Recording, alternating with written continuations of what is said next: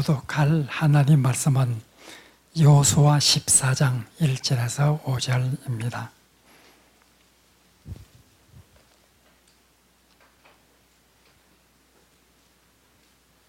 여호수아 14장 1절에서 5절 길지 않기 때문에 같이 소리를 맞추어서 봉독을 하겠습니다.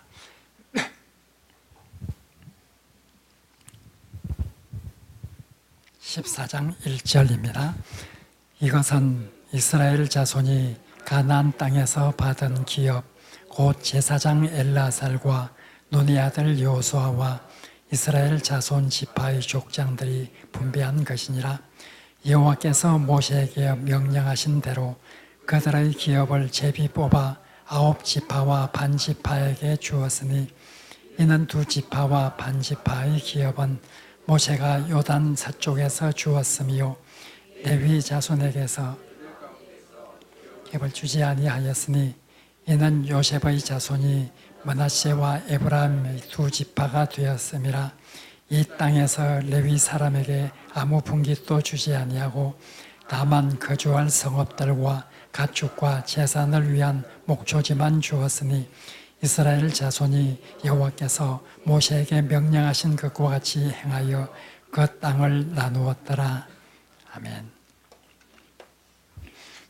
7월달, 8월달은 좀 덥죠.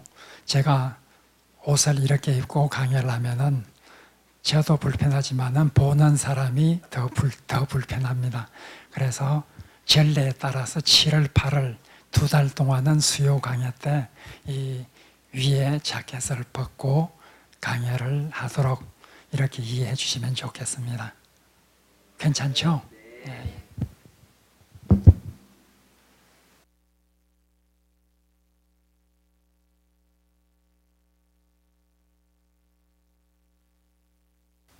자, 오늘은 이제 여호수아에 있어서 아주 중요한 부분을 또 다루게 됩니다.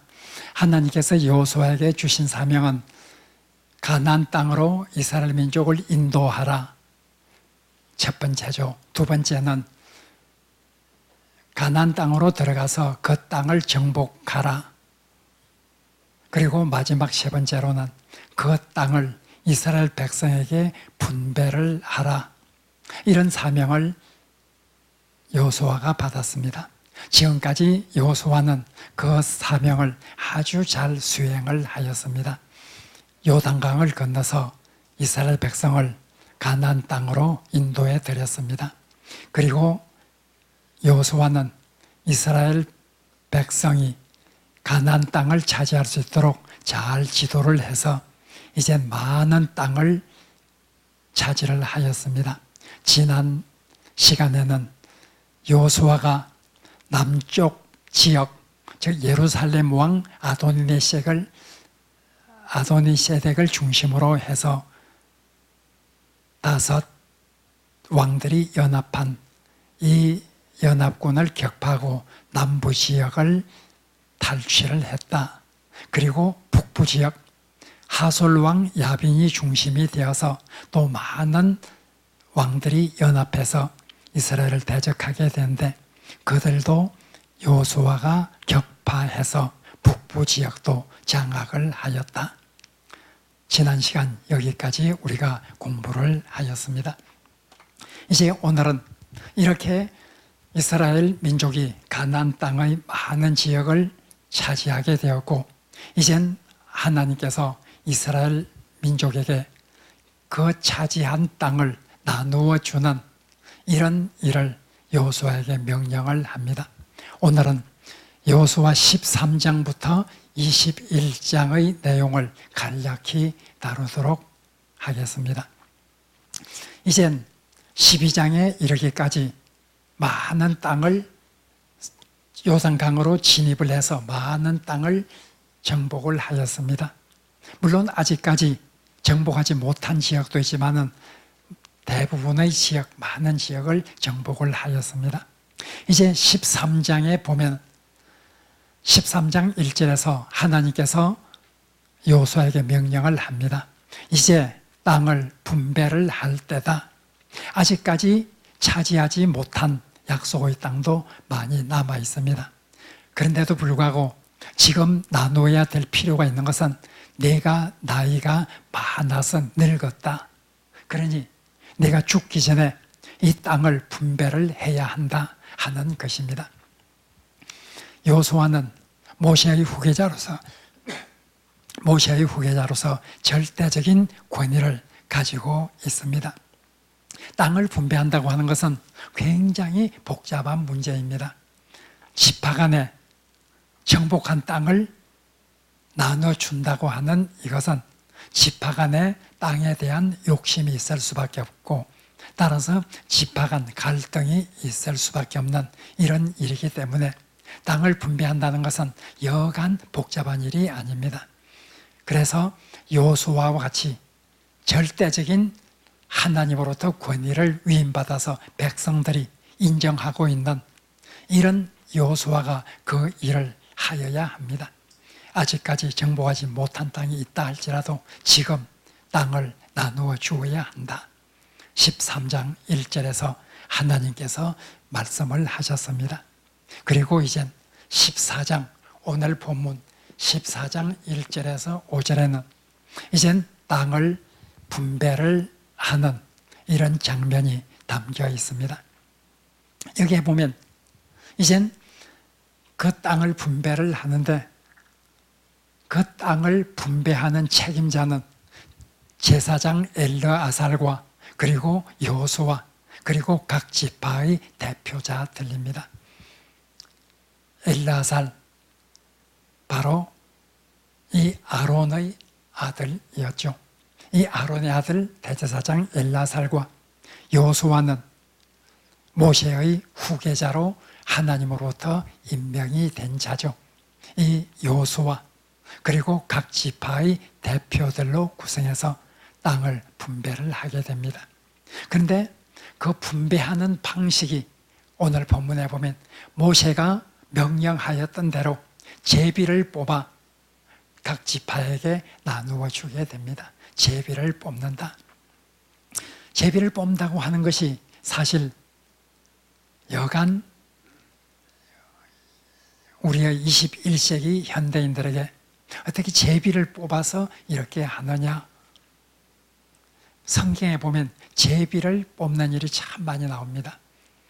어떤 범인을 잡을 때도, 범인을 알아낼 때도 제비를 뽑아서 범인을 가려내기도 합니다.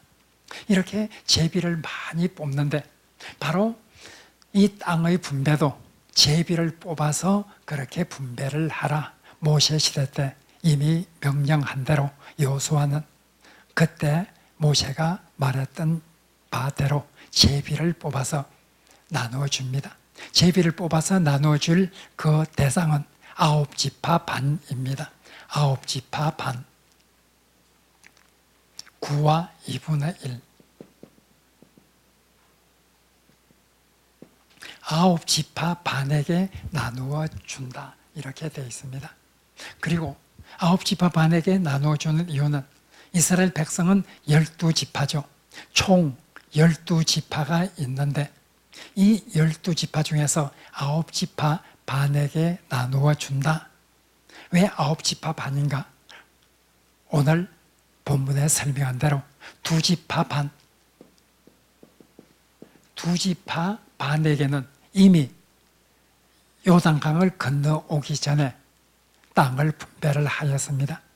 우리가 모세가 인도에서 이스라엘 백성을 인도해서 이곳 지역, 소위 길랏이라고 부르는 이 지역을 차지를 했습니다. 헤스본 왕 시온과 바산 왕 옥, 이 두 왕이 다스리던 이 지역을 바로 점령을 해서 빼앗았습니다. 그래서 요단강 동편, 이것이 사해고 갈릴리 호수죠. 사해와 갈릴리 호수를 잇는 이 갈릴리 호수에서 사해 쪽으로 흘러들어가는 이것이 요단강이죠. 요단강 동편 이쪽에서 벌써 땅을 점령하고 2지파 반에게 나누어 주었습니다. 2지파 반은 우리가 잘 아는 대로 르우벤 지파와 그 다음에 갓 지파, 그리고 므낫세 지파, 므낫세 반지파. 여기서 므낫세 반지파라고 하는 말이 성경에 자주 나옵니다. 므낫세 반지파라고 하는 것은 땅을 분배를 할 때 므낫세 지파 중에서 절반은 이곳에서 요단강을 건너기 전 요단강 동편에서 이 땅을 분배를 받았습니다. 그리고 르우벤 지파와 갓 지파도 아래쪽에서 분배를 받고 르우벤 지파와 갓 지파 그리고 므낫세 지파 중에서 절반은 이곳에서 땅을 분배를 받았습니다. 그래서 요단강 동편에서 이미 두 지파 반은 땅을 분배받았기 때문에 이젠 서쪽에 들어가서 차지한 이 땅은 9지파 반이 차지를 하게 됩니다. 그래서 총 12지파가 되죠. 자, 12지파를 했을 때 우리는 12지파의 개념이 두 가지로 사용됩니다. 어떨 때는 12지파 하면은 야곱의 12아들, 야곱에게 12아들이 있었죠. 야곱의 12아들의 이름을 따서 각 지파, 그래서 12지파가 됩니다. 성경에는 그런 의미에서 12지파를 말하기도 합니다. 그런데 그렇게 말하는 것보다는 이젠 대부분 성경에서 12지파라 말할 때는 바로 레위지파, 레위지파는 땅을 분배받지를 않습니다. 레위지파는 하나님의 전에서 하나님을 섬기는 이런 일을 하기 때문에 하나님이 레위지파의 기업이 되시고 따라서 레위지파는 땅을 분배를 받지 않게 됩니다. 그러니까 땅을 분배할 때는 이젠 레위지파는 분배를 받지 않죠. 그 대신 야곱의 12아들 중에 굉장히 자손이 번성한 이런 아들이 있습니다. 요셉이라는 아들, 요셉이라는 아들에게는 므낫세라는 아들과 에브라임이라고 하는 아들, 두 아들이 있었습니다. 이 야곱에게서 나온 12아들, 장자 르우벤부터 그리고 막내 베냐민까지 이 12아들인데 11번째 아들 요셉, 이 요셉에게는 두 아들이 있습니다. 므낫세와 에브라임 두 아들이 있죠. 그런데 다른 건 단 르우벤, 시몬, 레위, 유다 이렇게 전부 다른 지파는 전부 야곱의 아들들의 이름을 가지고 지파 이름이 되었습니다. 그런데 요셉 지파라는 말은 별로 쓰질 않습니다. 요셉은 두 아들이 있었고 므낫세와 에브라임이 각각 한 지파를 이루었습니다. 따라서 레위 지파를 빼고 이제 레위 지파를 빼면은 11지파인데 요셉 지파라는 말 대신에 요셉의 두 아들 므낫세 지파, 에브라임 지파 이렇게 각각 한 지파를 이루기 때문에 총 12지파가 됩니다. 따라서 우리가 성경에서 대부분 남왕국, 북왕국 하면서 12지파 이렇게 말할 때는 레위 지파를 뺍니다. 레위 지파를 빼고 이젠 요셉 지파라는 말도 잘 사용하지 않습니다. 므낫세 지파, 에브라임 지파, 요셉 지파 이렇게 해서 12지파가 됩니다. 그래서 우리가 이스라엘 12지파라 이렇게 말했을 때는 레위 지파를 포함해서 야곱의 12아들을 말해서 12지파라 이렇게 말할 때도 있습니다. 그렇게 말할 때는 레위 지파가 들어가고 므낫세, 에브라임 이런 지파라 말하지 않고 요셉 지파 이렇게 해서 12지파가 되죠. 그러나 그렇게 말하는 경우보다는 대부분 구약 성경에서 12지파라 말할 때는 레위 지파를 빼고 요셉 지파를 므낫세 지파, 에브라임 지파 두 개로 나누어서 총 12지파로 말하는 이것이 가장 일반적으로 사용하는 12지파입니다. 따라서 이젠 12지파 반에게 이미 나누어지기 때문에 나머지 9지파 반에게 이젠 이 서쪽 땅을 나누어 주게 되죠. 오늘 본문에 보면 14장 1절에서 5절 읽었는데 거기에 보면은 12지파인데 레위 지파에게는 땅을 주지 않았다. 그 대신 요셉은 므낫세와 에브라임 두 지파로 나누어서 각각 땅을 분배받았다. 그리고 두 지파 반은 이미 요단강 동편에서 분배를 받았기 때문에 서쪽에서는 나머지 9지파 반에게 나누어 주게 된다. 그것이 오늘 14장 1절에서 5절에 자세히 나와 있습니다. 이렇게 9지파 반에게 나누어 주게 되죠. 이 9지파 반에게 나누어 주게 되는데 그 9지파 반에게 나누어 주는 그런 내용이 15장부터 19장까지 이거는 이젠 9지파 반에게 9와 2분의 1 지파에게 땅을 분배하고 각각의 지파가 얻은 그 경계선이 어떻게 되는가 하는 것을 기록을 하고 있습니다. 예를 들면 여기에 그 납달리, 스불론, 므낫세, 에브라임, 베냐민, 유다, 시몬 등등 이렇게 나누어지고 있는 그 지역이 어떤 지역인가 하는 것을 15장부터 19장까지 15장에는 유다 지파, 16장에는 이 므낫세와 에브라임 즉 요셉의 아들의 지파, 그리고 17, 18, 19장에는 나머지 7지파 반, 이 지파가 각각 어떻게 어떤 땅을 제비를 뽑아서 차지하게 되었나 하는 것을 말하고 있습니다. 제비를 뽑아서 그 땅을 이젠 분배를 하였는데 아무래도 이 모세를 통해서 이미 하나님께서 명령을 하였습니다. 제비를 뽑지만은 이 어떤 지파는 사람이 적습니다. 인구가 적습니다. 어떤 지파는 인구가 많습니다. 따라서 제비를 뽑아서 어떤 지파는 인구가 적은데 큰 땅을 부여받게 되고 어떤 지파는 인구가 많은데 적은 땅을 부여받게 된다고 하면 그것은 또 불공평한 거죠. 그래서 이미 하나님께서 모세를 통해서 명령을 하였습니다. 제비를 뽑아서 대강의 어떤 지역은 제비를 뽑지만은 사람의 인구수를 고려를 해서 땅의 넓이를 정해 주어라. 그것도 이미 모세를 통해서 명령을 받은 바였습니다.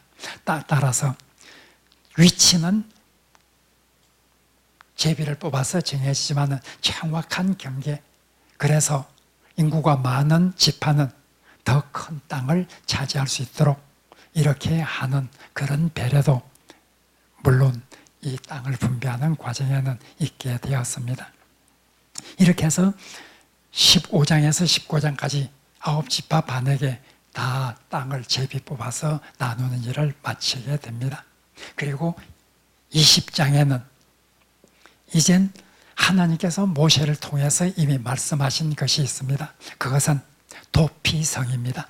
20장에는 이제 도피성을 정하는 이런 내용이 20장에 나옵니다. 도피성은 우리가 잘 아는 대로 어떤 사람이 고의로 사람을 죽인 것이 아니라 정말 생각지도 않게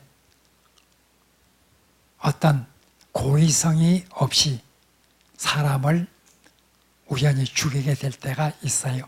그러면 옛날에는 피의 보복자, 그 가장 가까운 가족이나 친척이 그 사람을 위해서 복수를 합니다. 죽은 사람을 위해서 피의 복수를 하게 되는 것이 고대 근동지방의 관습이었죠. 그래서 어떤 사람이 정말 아무런 고의성 없이 정말 우연으로 사람을 죽이게 되는데, 예를 들면 나무로 도끼를 치다가 도끼가 자루에서 빠져나가서 사람이 맞아 죽었다. 정말 고의성이 없는 경우죠. 그런 경우에 피의 보복자가 와서 죽이려고 할 거예요. 그래서 그런 경우에 그 사람을 보호해야 돼요. 그렇게 그런 사람을, 부지 중에 사람을 죽인 그 사람을 보호하기 위해서 정해놓은 성이 총 몇 개죠? 이미 다음 주에 성경 퀴즈 대회가 다가왔기 때문에 벌써 여호수아를 10번은 읽었을 텐데요. 도피성이 몇 개를 정했죠? 예, 6개. 도피성을 6개를 지정을 하였습니다. 요단강 동편 이쪽에서 3개, 요단강 서편에서 3개, 이렇게 해서 총 6개를 정하게 됩니다. 이 도피성은 사람이 어떤 사람을 부지 중에 정말 고의성이 없이 사람을 죽였을 때 피의 보복자가 원수를 복수하기 위해서 죽이려고 할 거예요. 그때 그 사람은 도피성으로 가야 돼요. 도피성으로 가서 그곳에 이젠 숨어 있는 거예요. 그곳에서 피신해 있는 거죠. 도피성에 이르게 되면 그 도피성의 장로들이 이젠 그 사람을 재판을 해봅니다. 그 사람이 정말 고의성이 없이 죽인 것인지, 아니면은 고의성이 없이 죽임을 당했다고 말은 하지만 실제로 조사해 보니까 고의성이 있다. 그렇게 될 때는 그 사람을 보호할 필요가 없어요. 따라서 도피성에 피신을 한 사람은 그 도피성의 장로들이 잘 판단을 해서 조사를 해서 그 사람이 정말 고의성이 없이 죽였다. 그러면은 그곳에서 보호를 해줘요. 그 사람이 거짓말로 사람을 일부러 죽여놓고 거짓말로 도피성으로 도망을 했다. 그것이 판명될 경우에는 피의 보복자에게 그 사람을 내어주게 되죠. 그리고 그 사람은 이젠 도피성에서 피신을 해 있게 됩니다. 그 도피성의 장로들은 그 피신한 사람을 정말 고의성이 없이 죽였을 때는 그 사람을 보호를 해줍니다. 그 사람은 대제사장이 죽을 때까지, 사람을 죽였을 때 대제사장이 살아있는 동안에는 도피성에 피난을 해야 합니다. 그 사람이 도피성을 벗어나서 보호를 받는 사람이 도피성을 벗어나서 피의 보복자로부터 죽음을 당했다. 그러면은 죽은 사람은 바로 아무런 어떤 말을 하지 못해요. 그 사람은 그 도피성 안에 있어야 되는데 나가서 죽었기 때문에 그 죽음에 대해서 누구도 책임을 지지 않아요. 그러나 도피성에 있는 동안에는 보호를 해야 되죠. 언제까지? 대제사장이 죽을 때까지.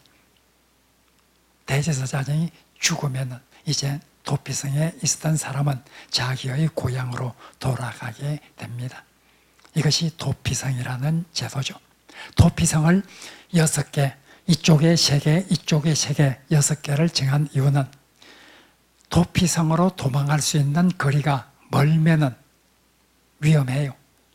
그 사람을 죽이고 피의 보복자가 복수를 하기 위해서 뒤쫓을 텐데 그것이 도피성까지 가는 거리가 멀다고 하면 가는 중에 죽임을 당할 수도 있어요.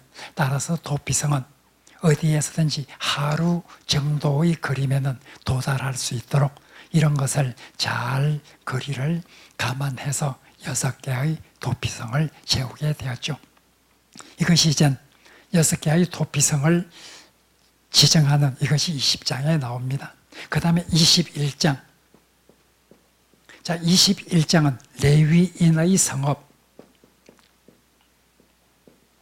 자, 레위인은 우리가 잘 아는 대로 이 시역을, 즉 땅을 기업으로 받지 못했어요. 그들은 하나님의 전에서 봉사하는 이런 사람들이죠. 그런데 레위인이 어떤 그들이 살 수 있는 성읍들은 있어야 돼요. 장소는 있어야 돼요. 예루살렘에 있지 않느냐? 아직까지 예루살렘 성은 정복도 안 했어요. 예루살렘 성은요, 원래 여부스 족속이 차지하고 있었던 건데 다윗이 그것을 정복을 했어요. 여호수아 시대 때는 정복도 하지 않았어요. 성막에서 봉사한다고 하지만 성막에서 봉사하는 사람 수가 한 지파 수만 명이 그 조그만 성막에서 봉사를 할 수 있겠어요? 그렇게 될 수는 없어요. 옛날에는 성막을 광야 생활할 때는 레위인들이 많이 필요했어요.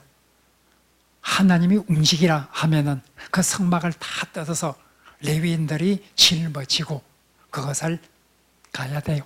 그러나 정착을 하고 난 다음부터는 이젠 그렇게 레위인들이 성막을 위해서 봉사할 수 있는 이런 것이 상당히 줄어들게 되었어요. 따라서 레위인들이 성막 부근에 다 살 필요가 없어요. 레위인들은 이젠 나중에 다윗 시대 때 찬양대를 조직하고 레위인들이 예루살렘 성전을 관리하는 이런 많은 일을 하게 돼서 더 필요해졌지만 이 여호수아 당시에 레위인들이 그렇게 많이 필요한 것도 아니에요.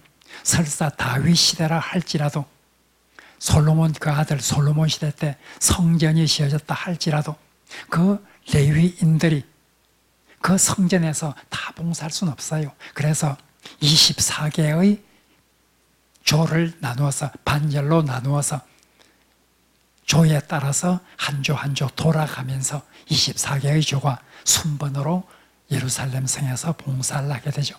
이렇게 레위인들은 많은 사람이 있기 때문에 그들이 각 지역에 흩어져서 살 수 있는 성읍이 있어야 돼요.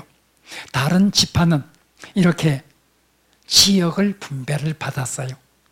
그러나 레위 지파는 지역을 분배받지 않고 그들이 단체로 살 수 있는 성읍만 분배를 받았어요. 성읍은 곳곳에 레위 지파가 사는 그런 성읍이 주어졌어요. 총 몇 개죠? 몇 개의 성읍이 주어지죠? 도피성은 6개, 레위 지파에게 준 성읍의 수는 몇 개죠? 48개. 48개의 성읍을 주게 됩니다. 곳곳에서, 각 지파에서 곳곳에서 선정하여서 레위 지파에게 성읍을 주게 되는데 48개의 성읍을 주게 되죠. 자, 이것이 바로 13장부터 21장까지 나오는 내용입니다. 이렇게 땅의 분배가 다 이루어지게 되었습니다. 이렇게 땅의 분배를 하는 과정에서 우리는 여호수아의 신앙을 또 한 번 우리는 살펴볼 수 있습니다.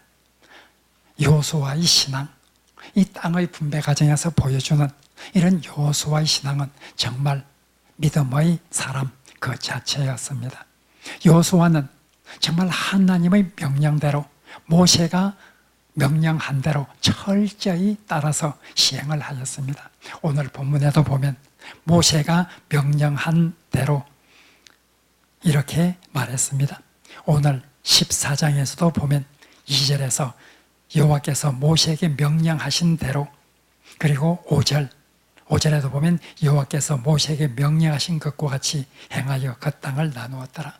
철저하게 여호수아는 하나님의 명령, 모세를 통해서 주신 하나님의 명령 이대로 행했습니다. 철저하게 공정하게 나누기 위해서 노력을 합니다.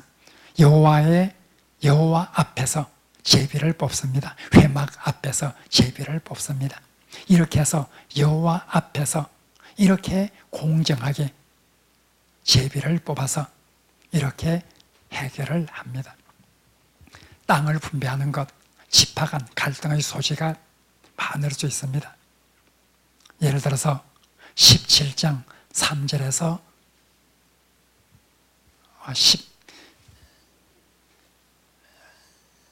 그게 보면요, 17장에 보면은 이젠 요셉 지파가 땅을 더 요구를 합니다. 우리는 이렇게 지파가 큰데 한 풍김만 주면 되느냐? 우리에게 땅을 더 달라. 그러나 여호수아는 더 주지 않습니다. 공정하게 이렇게 합니다. 그리고 슬로보앗의 딸, 슬로보앗이라는 사람은 아들 없이 딸만 낳았습니다. 5명의 딸만 낳았습니다. 이 5명의 딸이 여호수아에 와서 말했습니다. 우리 아버지는 아들이 없이 딸만 있는데 우리 아버지가 받은 그 기업이 없어진다고 하면 어떻게 되겠습니까? 딸인 우리에게 나누어 주어야 합니다. 이렇게 했을 때 이미 모세가 명령했던 바가 있기 때문에 여호수아는 그 딸들에게도 바로 아버지의 기업을 물려받는 것이 옳다 하고 슬로보앗의 5딸에게도 바로 그 아버지의 기업을 차지할 수 있도록 이렇게 합니다. 철저히 공정하게, 철저히 하나님의 뜻에 따라서 이렇게 분배를 합니다. 그렇지 않았으면 굉장한 잡음이 있을 수밖에 없겠죠. 이 일을 아주 훌륭히 수행을 하였습니다. 그리고 여호수아는 이 땅의 분배 과정에서 보면 믿음으로 땅을 정복할 수 있다고 하는 이런 그의 신앙이 잘 엿보입니다. 원래 여호수아는 믿음으로 가나안 땅을 우리가 들어가서 차지해야 된다. 여호수아와 갈렙은 그렇게 주장을 했던 믿음의 사람이었습니다. 이 땅의 분배 과정에서도 그런 여호수아의 믿음은 잘 보이게 됩니다. 예를 들어서 14장